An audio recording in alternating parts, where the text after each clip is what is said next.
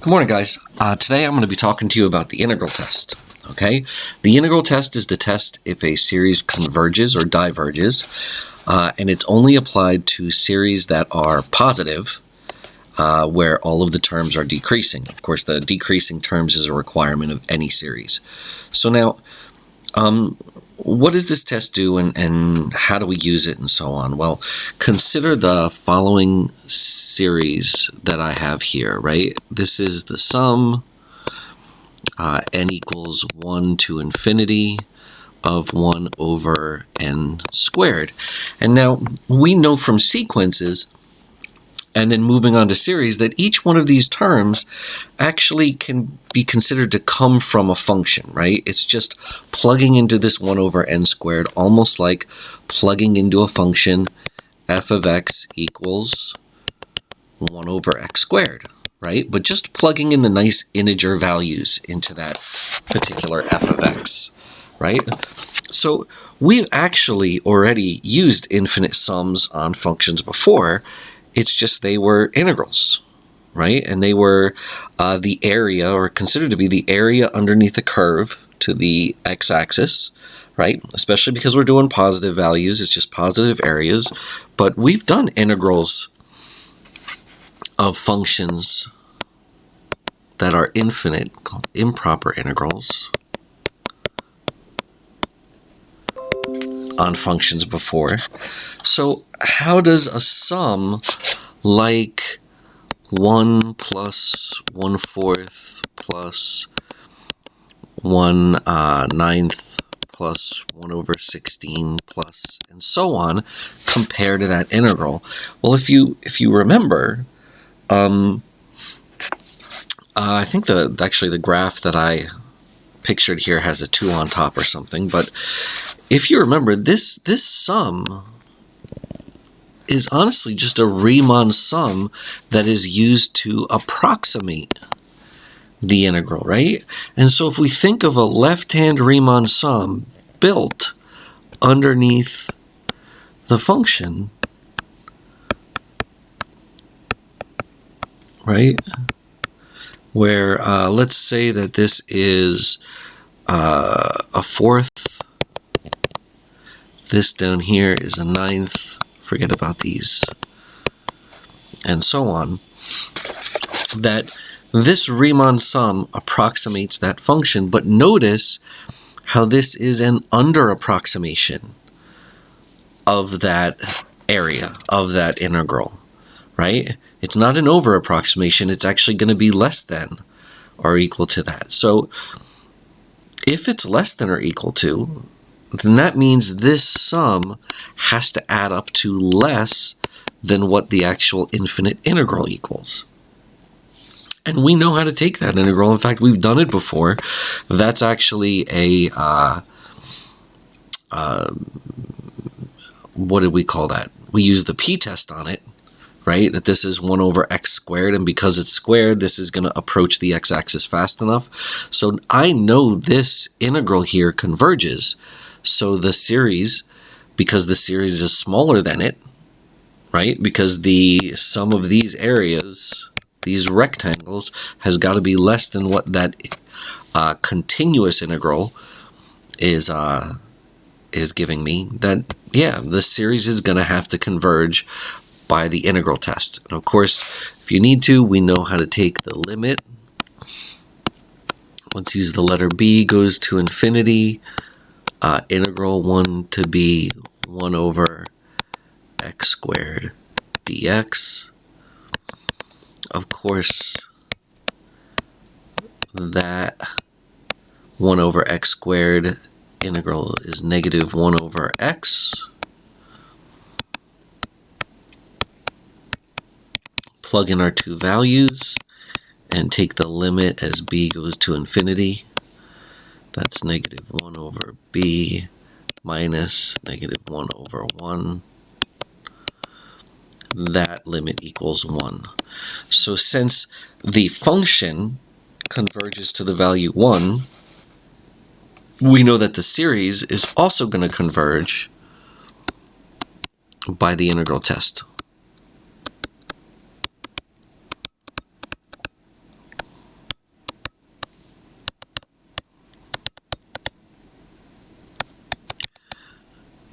Again, it's got to be a positive series. The terms are decreasing.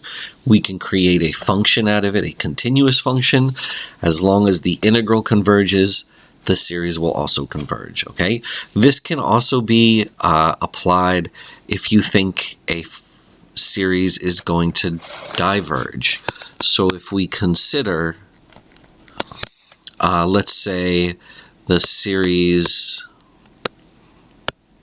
n equals 1 to infinity of 1 over the square root of n. Okay, this is a positive series.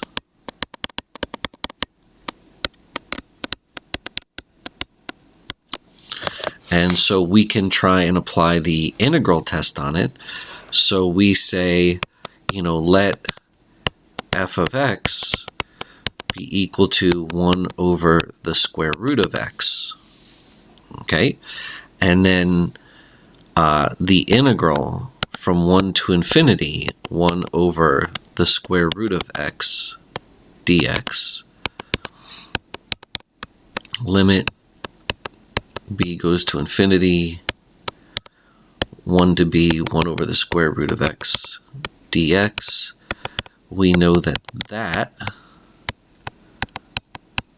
integrates to 2 times the square root of x. When we plug in our two bounds,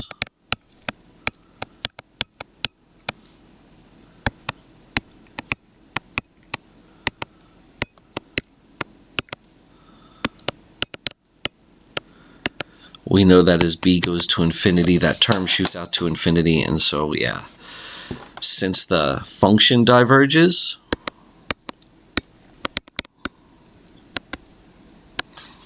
so will the series.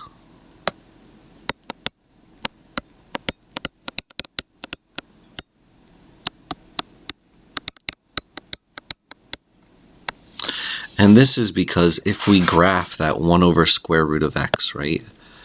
So I've got this graph, I've got the square root of x coming down here. The series is going to end up, we're going to be getting it from the left-hand sum this time, right? So this would be like 1, 2, 3, 4, 5, 6, and so on.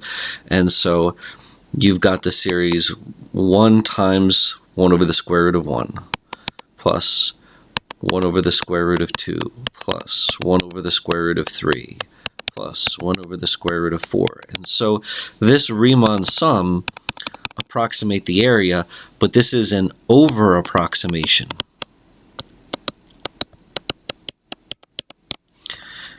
And since the original function diverges,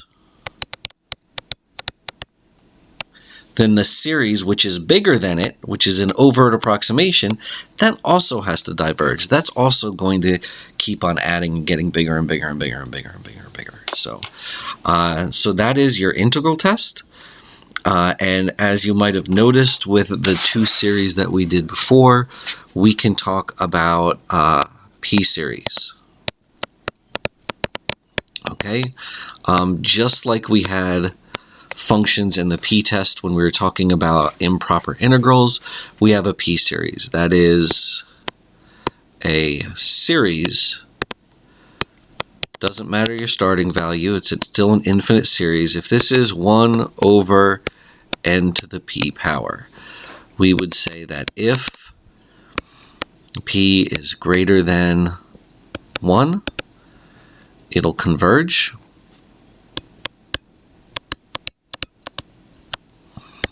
And of course, if p is less than or equal to 1, it will diverge. And let me just note that when p equals 1, this is one of our most famous series.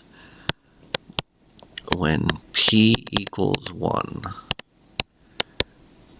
you get the harmonic series.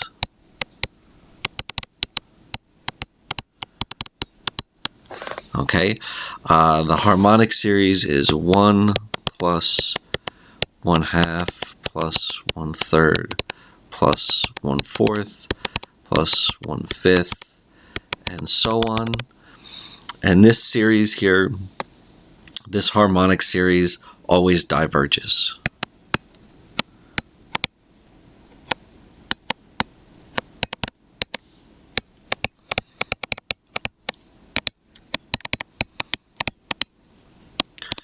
You can check that out by doing the integral test on it. Of course, the integral of 1 over x dx.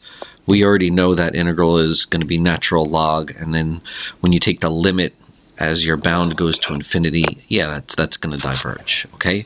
But a very important series to remember here is this harmonic series, okay? This series that is just 1 over n. Okay, and that's the lesson for today. Tomorrow I'll be talking about the alternating series test, and then we'll be moving on to power and Taylor series. Thanks, guys.